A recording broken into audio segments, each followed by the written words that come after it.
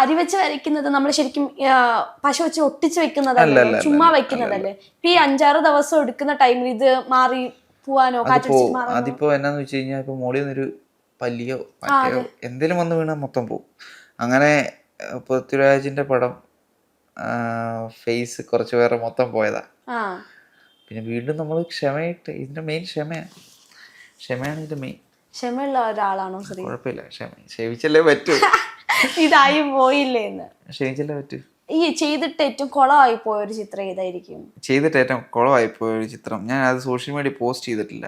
ഒരു പായലും കൊണ്ട് വരച്ചൊരു പടം ഉണ്ടായിരുന്നു, ആരും വരച്ചിട്ടില്ല. ഇപ്പൊ ആരാണ്ടൊക്കെ ചിരണ്ടി വരയ്ക്കുന്നുണ്ട്. പക്ഷെ ഞാൻ കൊറോണയ്ക്കൊക്കെ മുമ്പായിരുന്നു, ചുമ്മാ പായൽ പിടിച്ചിരുന്ന് ഭിത്തിയെ വരച്ച് വന്നു. പക്ഷെ പിറ്റേ ദിവസം വന്നപ്പോഴത്തേക്കിനും മീൻസ് പച്ചപ്പെല്ലാം അങ്ങ് പോയി. മീൻസ് പച്ചപ്പാണ് ഇതിന്റെ മെയിൻ.